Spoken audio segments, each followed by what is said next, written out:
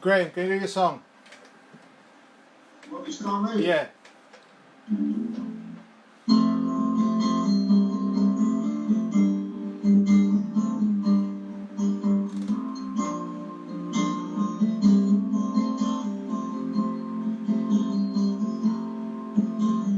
Brothers, sisters, together we stand.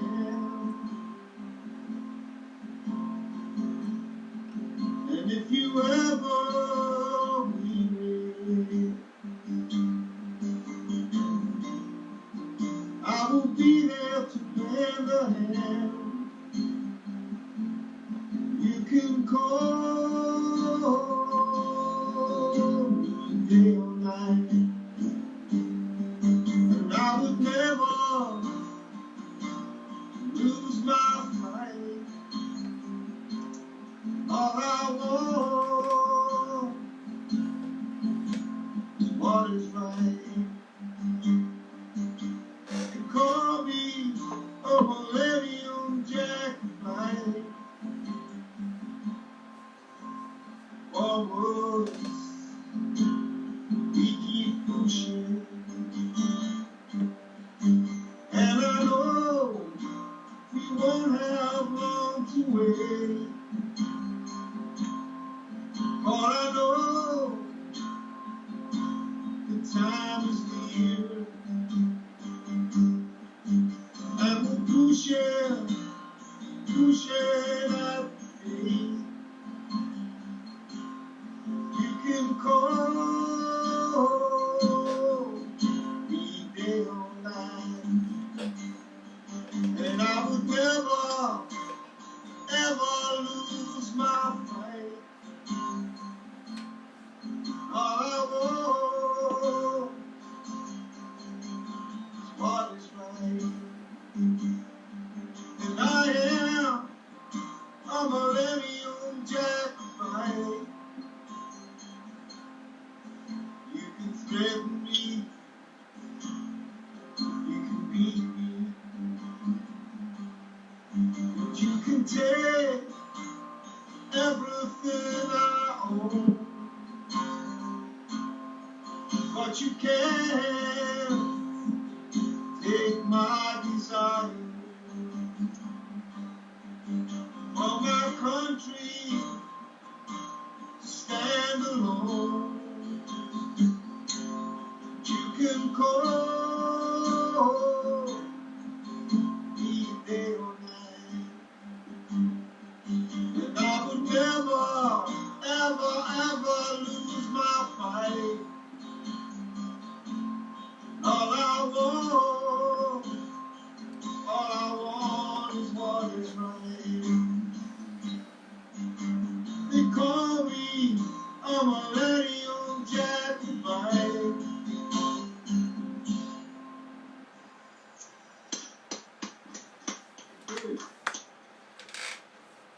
Thank you, Graham.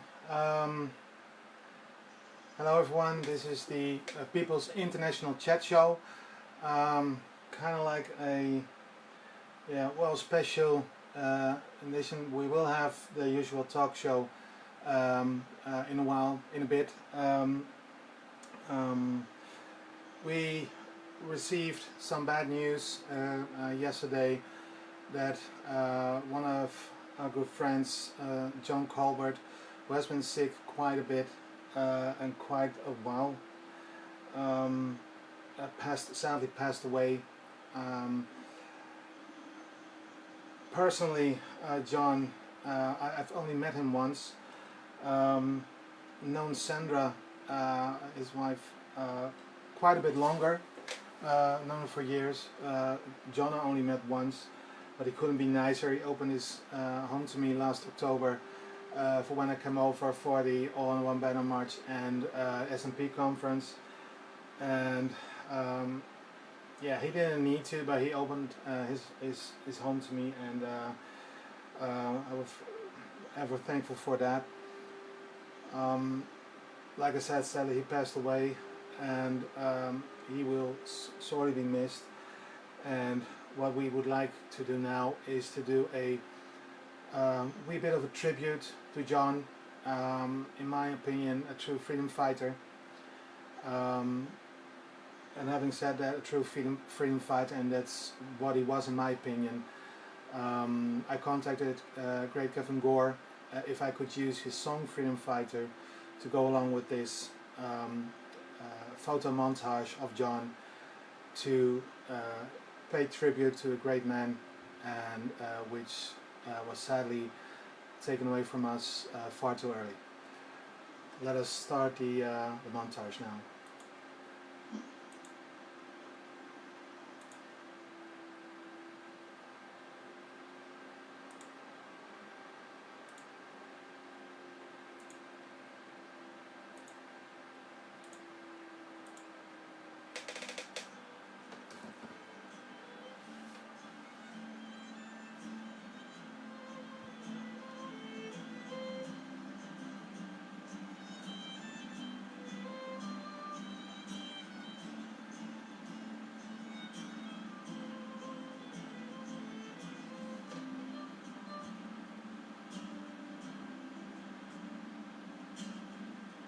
First I saw the good men upon them crosses. I was a boy right then.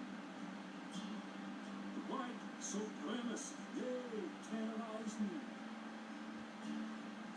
Hung my family from a sycamore tree.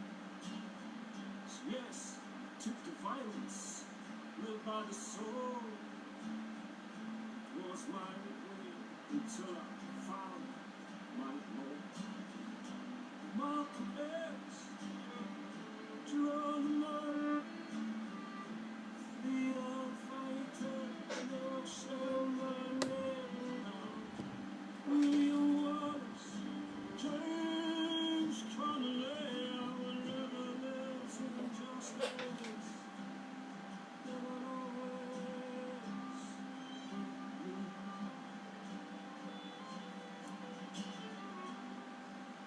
First they trespassed on my land. My defense took a stance. Placed my people in the reservations. Suffered death and disease and starvation.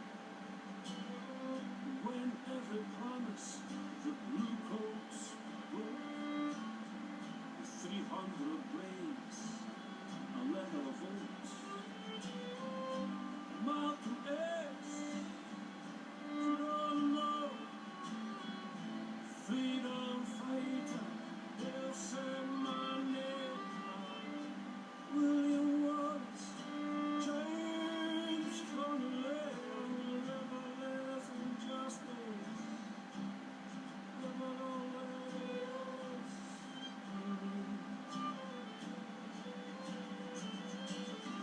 I'm a freedom fighter. Don't be confused.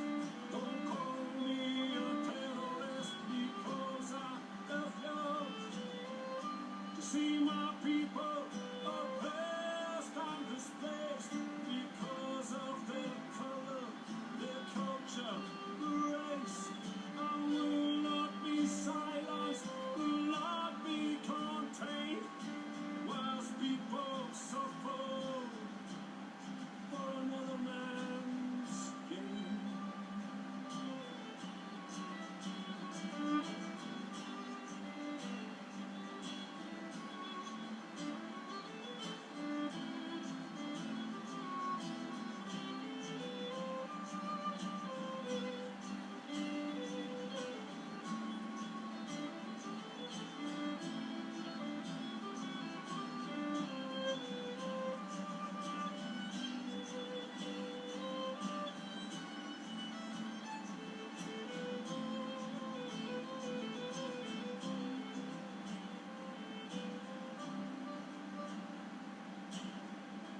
Yes, I drove them from my land with the unjust ways of their king's command. Along Shanxi Center, vengeful force 10 times our numbers and any horse. On Stirling Bridge we waited there as the river ran red with the blood of men. Malcolm X, Geronimo, freedom fighter, Nelson Mandela, William Wallace, James Connolly, wherever there's injustice, no one always.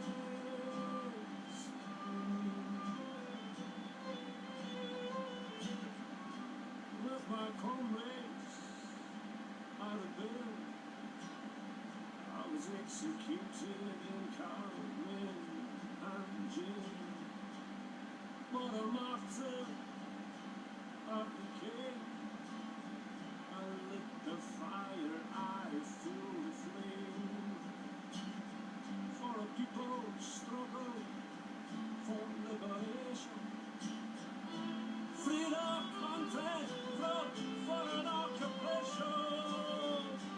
Malcolm X, Geronimo, freedom fighter, Nelson Mandela, William Wallace, James Connolly, and the wilderness injustice. Malcolm X, Geronimo, yes, so I'm a fat man, I'm a shake of Anna, Nelson Mandela, William Wallace, James Connolly, wherever there's injustice, there will always be. You will always find me. You will always have me.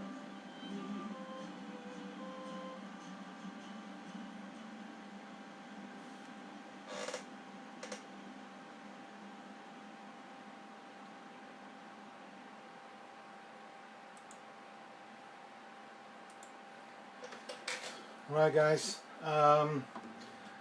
John, my friend, you will be missed, and there are not many people like you, and we can only wish we would have more people like you. You will be missed, mate. Well, I'm just lost for words at the moment. Sorry. Yeah, let's just go on with the show. Colin, the first topic that we had was, well, appropriately named Clown Boris, or Boris the Clown. Yeah, could we maybe just start? I'd like to add my little piece into that tribute to John. Oh, right. Yeah, go ahead, mate. I didn't know John personally. I've met his wife Sandra a few times, and I've also heard many folk talk very fondly of John. It's always very sad when we see somebody going before they see what they've been working for so many years coming true. So my thoughts and condolences are with Sandra and the rest of the Colbert family, and also pass on best wishes and condolences and thoughts for Neely Hamilton, Pat Lee and Pete Scally, who've all been on the Facebook page, their thoughts on the passing of John. Again, he's somebody who will be missed within the independence movement. Graham, you've met John, right? Saw you on a couple of the pictures. Yeah, I played it was when we remarried a few months back there at the statue in a growth of Yeah. the declaration of growth. And the wee song I played at the start was for John, because the actual recording of that song was done on the day that we found out that John had died, and as I was saying, it went very, very smoothly. And I think John all the way through that actually. And yeah, I've never had a recording session go so well. It's funny how things like that can inspire you. But yeah, John was an inspiration guy. Definitely. It was good fun that day, and I thought, yeah, it was good to have. You Yeah. see them coming along the road in the open top patterns, thanks. But anyway, Yeah, well, Sandra, if you're watching, we'll meet each other again in coming October. We'll have a drink on John's memory. Well, yeah, we better go on with the show because I'm going to be a mess. We got a message from Pat Graham that your sound quality is not that good on the feed. I did notice that the volume was a little bit low. right? Can you just see if you can change that? Just a tiny wee bit, I think. But not. If you move back, can you say something? Yeah, I think that's better. Okay. I think that's better. Yeah, let's just go on with the show. Like I said before, the first topic that you put forth was Boris the Clown, right? Yeah. Would you start us off on that? What we actually tried to do today is to divide the topic Boris the Clown, and I know Pete Scally is watching us. Pete Scally, that was a great song that you did at Bilston on Friday night. It's gone down very well on social media because Boris Johnson truly is a clown. And we've tried to divide it into 3 distinct topics because otherwise we'd probably still sitting talking here first thing tomorrow morning. The first thing I suggest we should discuss is the makeup of his cabinet, the makeup of his advisors, and what effect that is likely to have on Brexit. And what we saw just a fortnight ago, there was talk of the Night of the Long Knives, is that Boris Johnson radically changed the face of the UK cabinet in that he brought in, where normally prime ministers try to, in some way show some kind of unity, trying to unite folk together. Boris Johnson wasn't interested in this. Boris Johnson was literally bringing in his own folk, the hardest Brexiteers he could find, and bringing in advisors. The director of Vote Lee was his special advisor at Downing Street, and the effect this is going to have on any future Brexit negotiations, basically it probably really does mean that we are closer than ever to seeing a no-deal Brexit on the 31st of October. I was always one of the ones who was cautiously optimistic that we would avoid the no-deal Brexit because there isn't a majority for no-deal in Parliament. The EU doesn't want no-deal. But the way things are going, the UK has said they're only prepared to negotiate if the withdrawal agreement is reopened, which the EU equally have said they are not prepared to do, and they've been very consistent in that approach. And now we're getting the blame game with Michael Gove shedding his crocodile tears yesterday saying, oh, the nasty EU, they aren't going to negotiate with us. The reason the EU aren't going to negotiate at the minute is quite simply because they have seen a further hardening of the UK government position, a desire not to have any kind of negotiation but to make demands, have their cake, eat it, and ideally get some icing in it in the meantime. And I can quite understand the EU saying, well, come on, if you're not going to negotiate properly, there is just no point in us wasting any more of our time than we have wasted over the past 3 years. So again, I was optimistic up until recently that we could avoid no deal.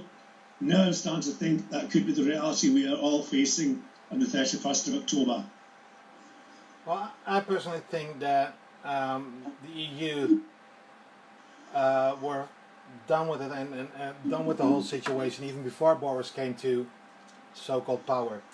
I mean, I honestly believe it doesn't really matter at all if the EU wants to negotiate or not, if Boris is PM, or if even Theresa May was still there.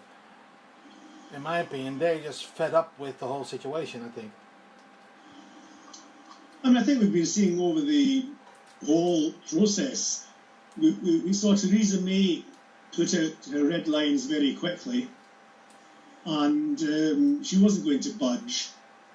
She got the negotiated deal with those red lines, which was a bad deal. I mean, I'm the first to agree that the deal was not a good deal. But the whole problem is that what Boris Johnson and his crowd of charlatans are now trying to do is to impose even more red lines.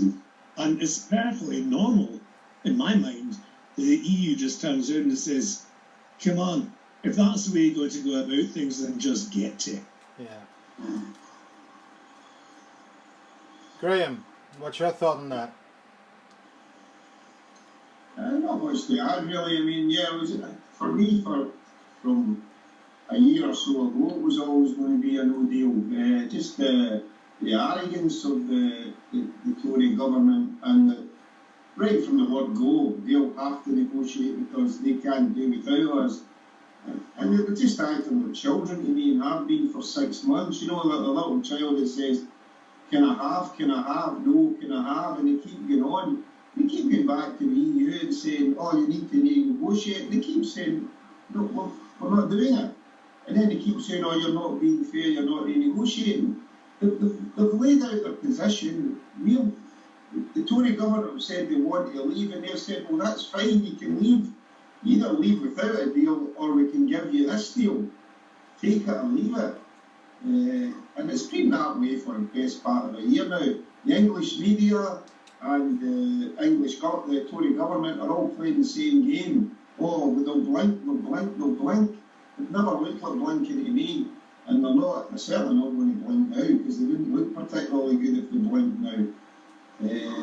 So yeah, but I mean, Boris Johnson was always coming in, but as I say, I fear the worst, because you know, I think both those dogs on both sides of the channel are going to be sitting there with, well, on our side of the channel, sitting with food rotten. I mean, I think if I had a business in Paris at the moment delivering to Britain, I would say, right, a week before Brexit, we don't take any orders from Britain, because we don't know if we'll be able to get them across the channel, you know, fresh. So, I hope I'm wrong, that unless they come to some agreement about food, we could be very quickly seeing food shortages in this country. The plain Russian roulette, really, with the ordinary working class people, they will always be able to afford to go out and pay a bit extra, whatever it is, to get their way. Anyway, I'm not going to prattle on about it. I think everybody's heard these arguments over and over. Now go ahead, mate. That's no problem. I'd like to just maybe bring in a point that Pat Lee, another regular contributor in our panel who can't join us in person tonight, made. Of course, it was Boris Johnson who first stated that he wouldn't meet the EU negotiators unless they dropped the backstop. So again, put things into context here. Michael Gove in his crocodile tears. Johnson says, I'm only going to talk to you if you do this. The EU says, look, not going to do this, so there's no point in us meeting with you. And all of a sudden, they're trying the blame game. But again, that's what we've been seeing throughout the whole process. There's always been this tendency in the background to talk about the intransigent EU and to make them the fall guy if it all goes tits up. It's just so childish to me. You know, it's your fault, you didn't do this, it's just so childish. The EU's position has always been clear. Exactly. Well, the thing is, from the get-go, from right after the EU referendum, the people who started it all, they all jumped ship right from the get-go. Then the people that were put into place, and they didn't come to power, they were put into place, in my opinion. They had no plan to begin with. They never had a plan. They went over to Europe to, let's say, negotiate, but they never had a plan, let alone plan B, C, D, or E, or Z. So they went back with the same old story over and over and over again, and with nothing but their own selfish ideas in mind. No thoughts about any citizen in the UK. No thoughts, moreover, about any of the 3 million EU citizens in the UK. Indeed. Or, indeed, the nearly 2 million UK citizens currently living in Europe. Exactly. And brings me on to a point again that Pat has made in the chat. Do we think that Boris is actually a fall guy for his billionaire pals? I think Theresa May was the fall guy. She was put into position, as you say, Raymond, without much of a clue. She brought in her red lines. She decided this was the kind of Brexit she was going to go for, even though none of that had been suggested as the shape of Brexit during the referendum campaign. Theresa May was the fall guy. She was also useless, of course, so I have no sympathy for her there. No. Boris, I don't think, is a fall guy for his billionaire pals. Boris is one of those billionaire pals. He was biding his time, waiting for the chance to get into power, to fulfil his dream of power, and now going to drag everybody out without any concern as to what he might incur in the way of collateral damage. Yeah. Definitely. And now he even is going to, or has visited Scotland. I gotta ask: are they absolutely delusional? Do they really think we want him here, or in Scotland? I mean, Colin. Well, I think Scotland showed very clearly what they think of Boris Johnson when he came up to Scotland. Yeah. He started off doing Theresa May, hiding out with the public eye when he went to Faslane. Mm-hmm. The strange thing about him choosing Faslane to go to, for me, isn't quite so much the fact that he was out the public eye, but specifically with Faslane, we have the situation that people in Scotland don't want the nuclear weapons on the Clyde. Nope. Now, again, folk watching this will know very close to major centres of population in Scotland, so any kind of accident would be catastrophic for Scotland. We had the strange situation a few years back where Holyrood had a majority to remove that they didn't want the nuclear weapons at Faslane, but the UK government, the UK Parliament, ignored the wishes of the Scottish people, ignored the wishes of Scotland's elected representatives, and voted to renew Trident. We even had, I think it was actually before the 2015 election where it was first debated, where we actually had the strange scenario of the Scottish Labour MSPs voting against Trident, with the exception of Jackie Baillie, because she loves Trident, but she's in a minority with her own branch office. And we had the Scottish Labour MPs at Westminster voting to renew Trident. Yeah. Then, of course, he went to Edinburgh, he went to Holyrood, and he went to Bute House. Yeah. We had some protesters there. There's some great live stream coverage from Dave Llewellyn, who did a great job that day, and where he was ultimately hustled out the back door just so that folk couldn't boo him again. Yeah. One thing that has to be said, it wasn't just the Bute House he went out the back door of, it was also a Holyrood he went in the back door. Mm-hmm. He wasn't prepared to stand in front of the people of Scotland and speak to them. And I don't think he really cares, to be perfectly honest. As far as Boris Johnson is concerned in Scotland, it's just a bunch of sweaty jocks, and he'll use them for what he can use them for. He'll try to use them what he can use them for, and at the end of the day, he doesn't care two hoots about Scotland. No. But then again, if you went out the front door, it'd probably be a good waste of good milkshakes.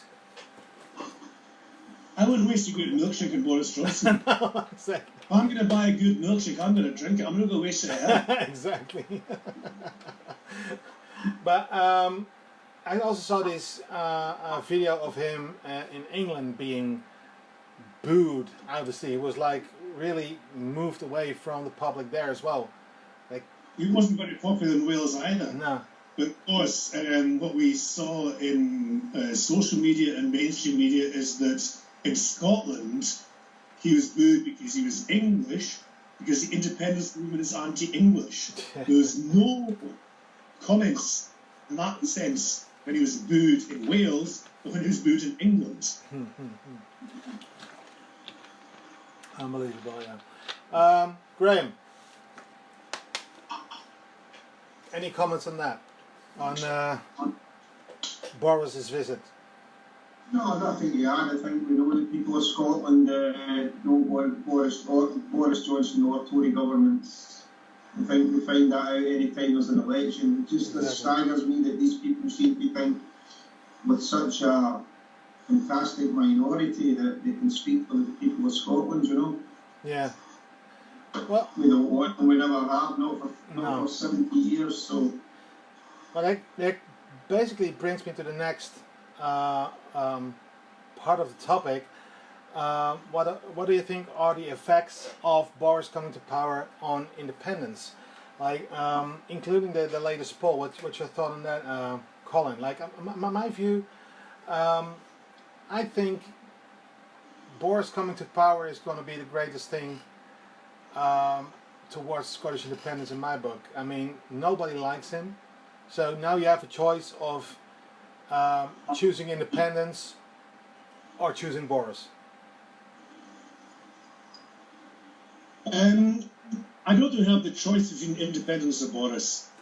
Technically, it is. We do right now obviously have that scenario, but I think while Boris Johnson might well prove to be a catalyst for some folk to come around to supporting independence, we shouldn't lose sight of the reasons why we have been working towards independence for many a year. Mm-hmm. Some for 2 or 3 years, some for 5 or 6 years, some for 10, 15, 20 years or more. We need we need independence for many reasons, and Boris Johnson is not the only reason. But equally, we had polls in April and May suggesting that there might be a shift towards independence if Boris Johnson were to become Prime Minister. The first poll that came out from Lord Ashcroft, a Tory poll no less, seemed to confirm that pattern, that more and more folk are coming around to seeing that the only way forward for Scotland is with independence. Yeah. And again, it's up to us in the grassroots movement to use that momentum to also keep up the pressure on our elected politicians so that the mandate, which we already have, which is triple locked, is used. We don't need to be talking about getting another mandate in 2021 Holyrood elections. We don't need to be talking about maybe going into a coalition with a potential Jeremy Corbyn government at Westminster. We have the mandate now. We ought to use it as soon as possible. And again, Pat made a point on the comments, and there's a lot is made within the independence movement about speaking to no voters and getting no voters to turn to yes. He also makes a very good point. We also need to think about folk who maybe in 2014 didn't vote, who felt in some way disenfranchised, disinterested. With disenfranchised, one of the big things we're going to have coming in our favour is going to be the EU citizens living in Scotland, because they will also be able to vote now in the next referendum to remain in the EU as part of an independent Scotland. We remember the lies Better Together were telling us, vote leave to stay, to get kicked out of the EU. So that's going to be a few 100,000 more votes in our favour. We've got to keep going. But the main thing is, as the grassroots movement, we have to keep going. We have to keep the pressure on. We have to keep doing what we've been doing for the last 5 years and before, getting out there, not only at the marches and rallies, but also talking to folk, talking down the pub, talking to your workmates, talking to your neighbours, talking in the dinner table. I totally agree.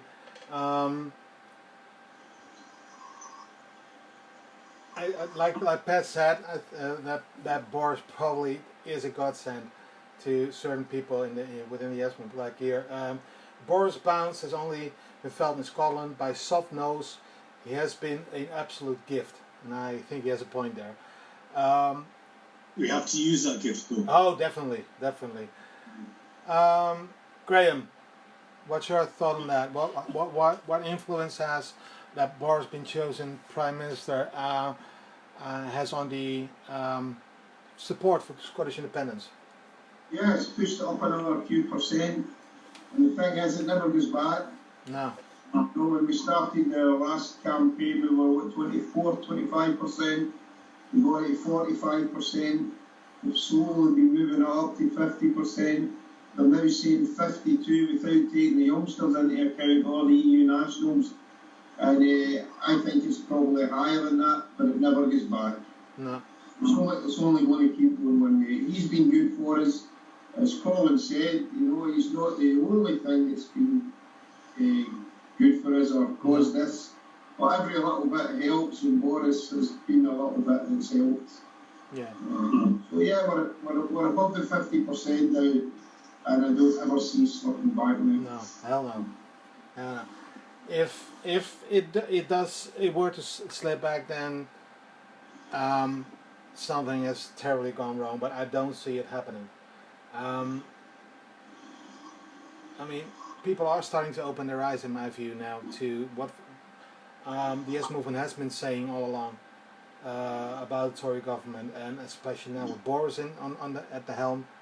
It's just a matter of time in my book. Colin, anything more on this topic? Well, again, I think folk in Scotland have to be aware that the Better Together campaign is well and truly on the road again.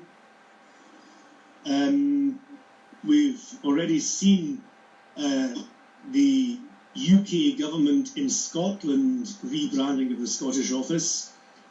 What we've been seeing in social media is that they are getting very active on Twitter, trying to promote the union. Boris Johnson himself has said that after Brexit, any monies that would have come from the EU now come from Westminster because of the redistribution. He's going to put the Union Jack in them. So get used to the Union Jacks appearing in your supermarkets. I was in Scotland just last week. I could see a lot of Union Jacks and a lot of produce. Luckily, I wasn't doing a great deal of shopping for myself, so I didn't have to buy any of it. But this is the way things are working. Project Fiat Mark II is getting ramped up. The Royal Bank of Scotland claimed yesterday that in an independent Scotland they would probably relocate to London. They said that back in 2014. The interesting thing was the boy that said it yesterday is the outgoing managing director, who then suggested that the Scottish Government might be quite happy for the Royal Bank of Scotland to leave Scotland because they'd just be too big for a wee independent country. Cue social media, Ruth Davidson coming out saying, oh, what other country would the governing party like to see a bank leave the country? Rubbish. That's not what was said. There's been nothing from the Scottish Government or from the SNP to say they would support the Royal Bank of Scotland leaving Scotland. But again, things are getting twisted. And without an independent media, or if you don't use the independent media we already have, you're going to see this mentioned in the BBC, mentioned in STV, mentioned in all your various papers, and you might start to believe it. Be wary, folk. Indeed. Ian Leckenby made a comment. I've said for the last 3 years IndyRef needs to happen before Brexit. I doubt it'll be sorted even by 31st of October. We only need 60 days to run and win a campaign. Graham, do you think that is possible? Well, it's obviously possible because it only takes 60 days if they announce it tomorrow, but I don't think it's going to happen. No, not going to happen. They won't announce it. Would it still be possible, like if before Brexit they announced a date for them to still actually have that referendum even after Brexit? Well, for me, I know Ian will disagree with me here, but for me, everything's going along quite nicely. If they come out tomorrow and announce they're going to have an independent referendum, the English government or the British government are going to shout it's an illegal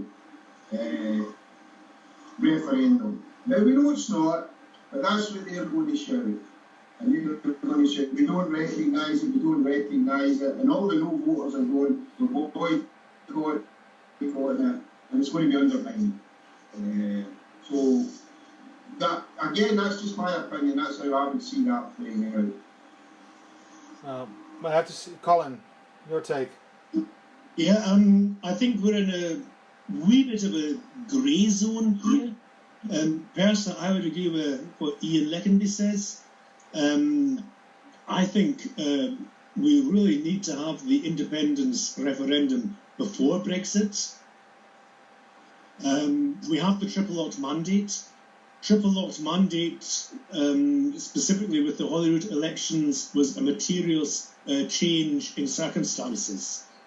Now, for me, we already have this material change in circumstances, even before Brexit has been sorted out, whichever way it goes.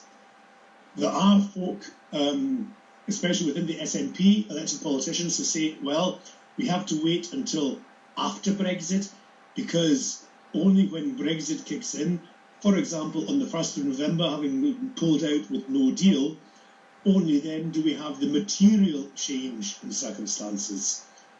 It's all a wee bit of legalese. As I say, I think ultimately, whether we happen the 31st of October or the 1st of November or the 2nd of February or 2nd of March next year isn't going to do a great deal. We might find that more folk come over to our side if a no-deal Brexit really kicks in, might be enough to push a few more folk in our favour, which can only be a good thing. But at the same time, I see the material change in circumstances now, and if we had the referendum before the 31st of October, before being dragged out of the European Union, it would make things for a continued membership within the EU a lot easier, because then we could be the continuing member, the successor state, if you like, and the rest of the UK could leave without a deal if that's what Boris wants, and it wouldn't bother us. No, exactly. We're getting at a point of the show that we would like to move on to our last topic, and it's going to be future events. But before we do, there are a couple of things that are concerning John Colbert's untimely passing. We've got some things to mention, some things right at the start of the show. The funeral arrangements, his service is going to be on Thursday, 15th of August at 2 p.m. at the Daldawi Crematorium, Broomhouse, 17 Hamilton Road in Glasgow. And then they're going to move on to the Kings Park Hotel, Mill Street in Waterglen. They've asked to, if you want to make a wee contribution, they ask family flowers only. If you want to, John was cared for during his illness by the Beatson Cancer Care Unit. If anyone wishes to make a donation, there will be a collection plate at the crematorium. So if you want to do that, that's fine. There's also, and Colin's going to put that in the stream chat, is what do you call it? Crowd fund to help with the funeral costs. And if you want to help out through that, please do. You can find the link to the crowd fund in the chat in any second, basically. I think there was I'll just put the link in the comments. Yeah, I think that's the two things that we forgot to mention, right? Yep. Yeah. All right. Then we're going to move on to the final topic, and that's future events. There are a couple of all-in-one banner events still coming. Do you have the exact dates, maybe, in a row, or? I think a weekend Saturday is Perth. I think was it the Aberdeen? No, Aberdeen's first. Yeah. Aberdeen's first is I think it's a weekend Saturday, and then I think it's the 7th of September is then going to be in Perth. There's the 14th. We've got Hopo Fair coming up. Mm-hmm. Also Freedom Square. Yeah, and we're forgetting one at the end of August. The for Forward as One, Martin Keating's event. One is the 1st of August in Dunfermline. Yeah. I will be there. And the final event of the year, of the season, basically the event season, it's going to, of course, going to be massive in Edinburgh, and I will be there as well again, like last year. People, if you ever wanted to show your support for Scottish independence, if you can make it, please do. Let's make it even bigger, even more massive than it was last year.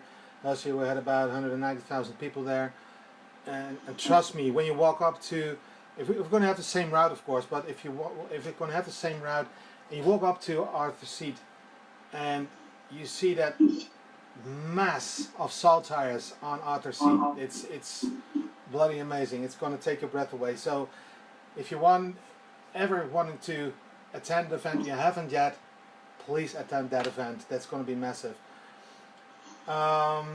Then of course there are going to be some international events as well. Colin, the one in Berlin. Yeah, I'd just like to carry on with the up and coming marches and rallies in Scotland. Mm-hmm. I shared a link just start of this week from a speech that I made at the Hope of a Few fundraiser at Bilston Miners Club last Friday. Mm-hmm. Graham, it was good meeting you there again. What I said was that 30 years ago in Europe, we were seeing folk that were not allowed a different future for their country, but they still got out there, got on the streets and took it. We had folk in the whole of East Germany, those famous Monday night demonstrations. They didn't ask for permission from Erich Honecker. They didn't ask for permission from the East German equivalent of Ruth Davidson. They didn't ask permission for the Russian equivalent of Joe Swinson. They got out there and they demonstrated. Exactly. Later on that year, we had folk, for example, in Prague, in Wenceslas Square, again, demonstrating for a new form of government because they were not happy with the corrupt form of government they were faced with. In the Baltic republics, in those days part of the Soviet Union, they had a human chain through 3 capital cities, Vilnius, Tallinn and Riga, again out on the streets, working for independence, making their point known. And that should be an inspiration for all of us within the independence movement. It's not a case of whether or not Boris Johnson will grant the Section 30. It's a case of us being so many out on the streets that we can't be ignored. Exactly. And that's why I'm with you, Raymond. I'm coming to Edinburgh as well. But the events before then are just as important. Oh, definitely. Definitely. Aberdeen on the 17th of August, a huge event. Just found out that Ian Leckenby has confirmed he's got his ticket booked.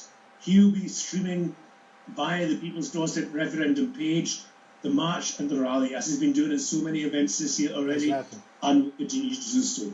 Folks, we need you, if you in any way can, to get out there and stand your man or stand your woman, stand your boy, stand your girl, and show that Scotland demands independence. Amen. We're not asking, we're telling us. Exactly. Well, then, coming to the international events, again, Colin, the event in Berlin. The event in Berlin is going to be next year on the 4th of April. We've done 2 marches and rallies in Berlin as Germans for independence already. The planning is very early stage right now, but we have the application in. Under normal circumstances, we will get the approval from the local authorities and from the police. So we will be in Berlin on the 4th of April. Before then, on the 1st of November, we will be in Püssneck. It's a small town in Thuringia, but it does have a train station, so you can get there from Berlin or from any other place in Germany by train, whether you're flying in from Scotland or whether you live in Germany. In November, what we're planning on doing is a march and rally in the morning, an international conference on Scottish independence in the afternoon. We're still trying to get some confirmed guests for this. We would like to have German politicians, European politicians, MEPs, possibly even UK politicians. We asked the British ambassador. He hasn't replied yet, probably because he's still a wee bit in the huff because of the choice words Pat Lee put in his direction at our march and rally back in March this year. Whatever happens, we will have a podium discussion. Yes, to be confirmed. If the worst comes to the worst, it'll be me and Pat sitting ranting like we do every Wednesday night here at this show. So there will be something happening. And then in the evening, we're to have a concert and a bit of a party, just again to show support in Germany and obviously try to raise awareness in Germany for the Scottish independence movement. Because folk in Germany are getting aware. There was an article today in the Bild Zeitung, which is like a bit of a cross between the Sun and the Daily Record. Bit of a gutter press publication, but it was making the point that Boris Johnson has a big problem with Scottish independence. So there's a wee bit of guff in the article, but there's a lot of good points, and this is the newspaper with the largest circulation in Germany, openly at least raising awareness of the fact that we in Scotland are still working for our independence. So that can only be a good thing. Definitely. Well, and then after that, we're moving on to The Hague. Last week we did an interview with, or I did an interview with Graham Brown, and it was there that we announced next year's event in The Hague. It's going to be on May 30th, in the same location that we have done it the last 2 years. Again, also like Colin said, application has been filed, and we also in the same interview we did the announcement that the first musicians that we can confirm for that event are the Graham Brown Band, and we tried to get them for the last couple of years. There was always something that went wrong with that, but they're going to be there this year, so that's that event. There are going to be a lot of speakers, musicians, and it's going to be massive this year. Also, like you said in the past, Colin, I hope there are going to be more people from the Netherlands that are going to be there. because that's basically what we're trying to do, is raise awareness in the Netherlands. We're doing that at the last couple of events, where people walking up to us and telling them what we're doing. But it would be better if there are more people from the Netherlands that are going to be there, and that's basically what I'm trying to do with the YouTube channel that we started for Netherlands for Scottish Independence, called Sir Alba NL. And we put interviews on there, we put videos from events there, videos from speeches from politicians, just to direct it at the to elevate the support for Scottish independence in Europe, and we hope we can see that in the upcoming events in Europe, to have more people there to support the great cause of Scottish independence. You both have been in The Hague. Graham, have you been in Berlin as well? No, I haven't been in Berlin. Well, I've been in Berlin, but not at Collins Bay, no. Okay. I have been there, and at the first event. It basically, that weekend that we were there, it was then there that we decided to take our next summer vacation in Berlin. Wonderful city, great sights. When you can be in a spot, a historical place, we can just feel the energy, feel the history, and I had that a couple of places in Berlin. Brandenburg Tor, Checkpoint Charlie. I know that's commercialized, but still, it is a great place of history. And if you can make it over there in Berlin, please do. You're gonna have a blast of a time. Great team organizing it, Germans for Scottish Independence. And so, if you can make it, please do. And of course, come to The Hague. We're gonna make a blast of it. If you need information on any of the events, please contact the Germans for Scottish Independence or Netherlands for Scottish Independence, or even us personally. We can help you out. I know it's a long way away, but the sooner you get your tickets, the cheaper it's going to be. So please, if you need any information, please let us know. Well, I think we are coming to the end of the show. Graham, your final thoughts for today? I'll do a wee song at the end for John, and just my condolences to Sandra and the family, and Pedro, and I think Neely's listening in as well. I know they're very close to him, so my thoughts are with them all. And it's just a shame John's not going to be there for that great party. Definitely. He's too far away now, but we'll certainly be toasting him on that day. Definitely. Colin. Yeah, I agree. I mean, it is always very sad when we lose one of our own. Very sad that he won't be able to join that party, but he will remain in our thoughts. And again, Sandra, family and friends, our thoughts are with you. Take care of yourselves. Indeed.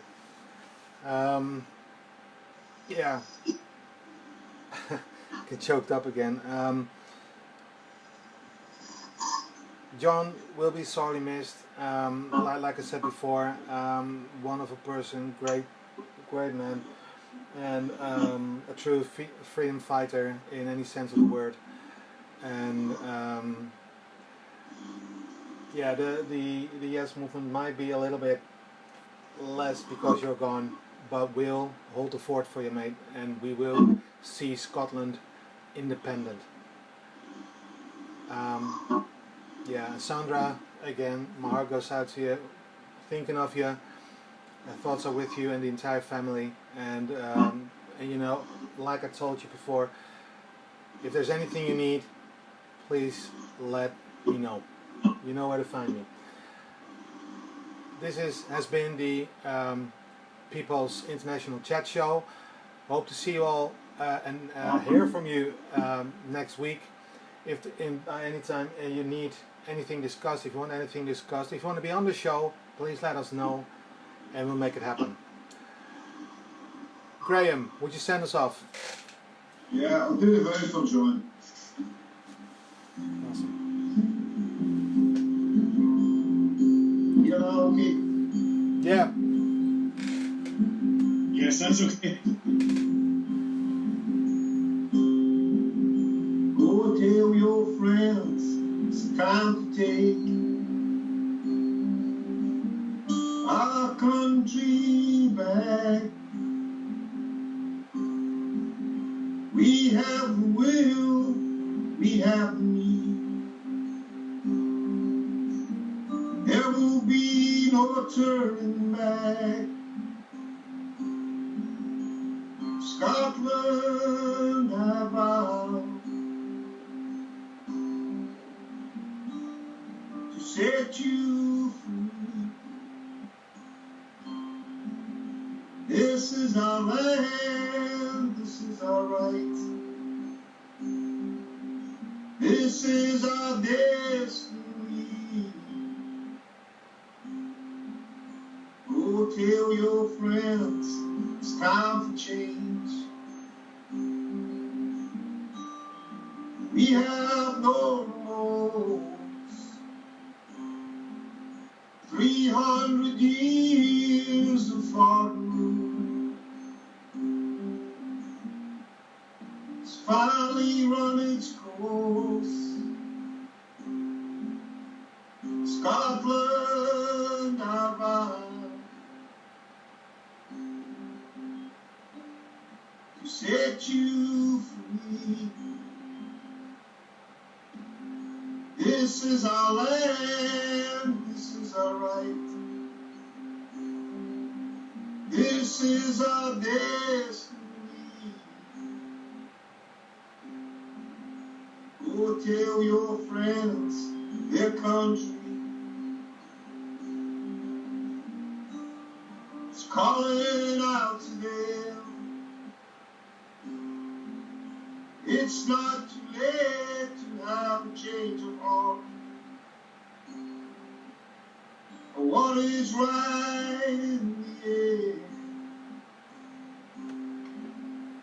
Scotland, I vow to set you free. This is our land, this is our right. This is our destiny.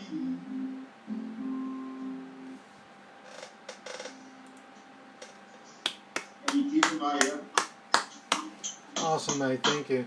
Well, people, see you all next week and all have a good night. Bye bye. Good night, everyone.